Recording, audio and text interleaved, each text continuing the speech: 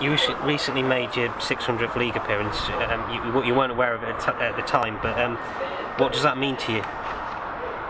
I don't know really. I found out this morning. I think I stopped counting years ago, but yeah, obviously a nice milestone to make. I think 500 was back at Leicester, so I don't know. Is that 100 extra league games? Yeah, it's not including the cup games. It's all the ones in the Premier League. Yeah, no, it's obviously great. Obviously, being 39 and still playing, I wasn't expecting to do that when I was first making out games. But yeah, very very pleased. You made your debut on December 2nd, 1995 at Anfield. Can you remember much about that match? Debut, my league debut. This is from Soccer Base, so I don't. Is that right? Well, no, I think you're wrong. Okay, well, tell us when your debut was. My league debut was at Everton. Okay. I think it was May time. It was one of the last games of the season. Alan Ball was my manager, and he'd seen me playing in youth team games and wanted to take me with the first team. So I thought I was just going along to support and help out with kit and stuff like that, and I ended up being named on the bench. So the last 10 or 15 minutes I think I got. Can you remember who you came on for, who was in that side at the time? I don't remember who I came on for. I remember playing against people, whatever you remember, and Anders Limpar was one of my sort of players that I liked when he was at Arsenal, because obviously I was an Arsenal fan. He was then at Everton, he was playing. Neville Southall was in goal. Oh, big Nev.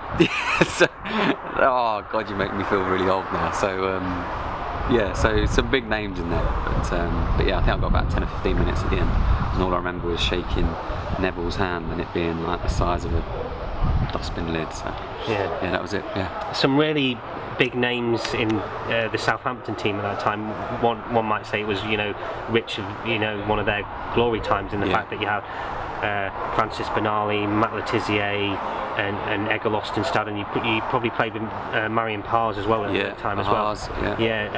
What were those characters like?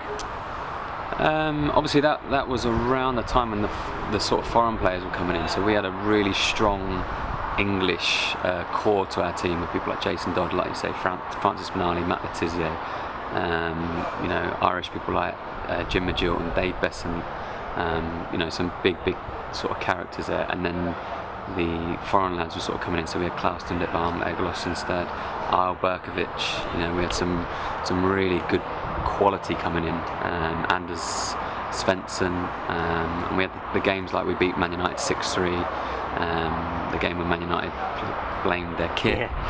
I was going to bring that one up actually. Yeah, that was another one. So the 6-3 was interesting. I played in that game. That was pretty special. But yeah, I was lucky to play at one of the hardest grounds to play at, which was the Dell. And the transfer from there to the new stadium at St Mary's. So I had some great years there, 10, 12 years in there. A really good atmosphere at the Dell as well. That was one of the real. It's tough to go. You played on that ground. You could literally, the ball would go out for a throw, and then you could grab. If you was in the crowd, you could grab a player. So the away teams didn't like playing there at all, and we had some really good results there. Looking at that Premier League era as well, in terms of players you would have come up against, you were up against the likes of Vieira, Petit, Roy Keane, a real sort of like flourish of midfielders in the Premier League era. I mean, people would probably say that was the toughest time probably to be a midfielder in the Premier League era. Who would you rank as your toughest opponent during that time? Vieira, I think he was just a complete all-round midfield player for me. Athlete, strong, powerful, could score goals, could tackle. I just thought he was the pinnacle, and obviously he played for my club as well. So I'm probably a little bit biased towards him because there's players like Scholes and Beckham and Keane and Nicky Butt and all those sorts of players. Gerrard, the list goes on. Redknapp, you can put all of those in there. But yeah, Vieira was the pinnacle. And it must have been a great time to be at Southampton because it was a really successful time. Yeah, we had probably 4 years where it was really touch and go, and Matt Letizia sort of carried us with his goals and kept us up on the last game of the season on a few occasions. And then there was the transfer of a little bit more quality, a little bit more money coming into the club. The change from the Dell to the stadium then attracted more investment, and the team got stronger. Then we had Walcott coming through, Wayne Bridge, Bale came through.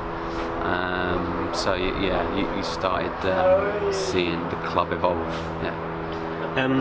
Reading up on your career, it seemed like the injury troubles sort of like ended your time at Southampton. Is that would be the way you'd see it? Yeah, I was playing really well at the time. You know, there'd been a lot of talk about sort of on the back of England, and like you say, that at that point that was the golden era of midfield players. You know, I was trying to push into an England side of, you know, Lampard. I haven't even mentioned him. You know, those players were all in that squad, and we had a good cup run, got into the FA Cup, and then just out of the blue, I think we were 4th in the Premier League. I think at the time. I didn't get tackled wrong. I didn't go in for a tackle because I wasn't going to make it, and I just landed and went to turn, and next thing I'd have felt a pop in my knee, and 2 years later I'm trying to find myself back playing, which is disappointing really, because I felt like I was really sort of fulfilling what I was going to do.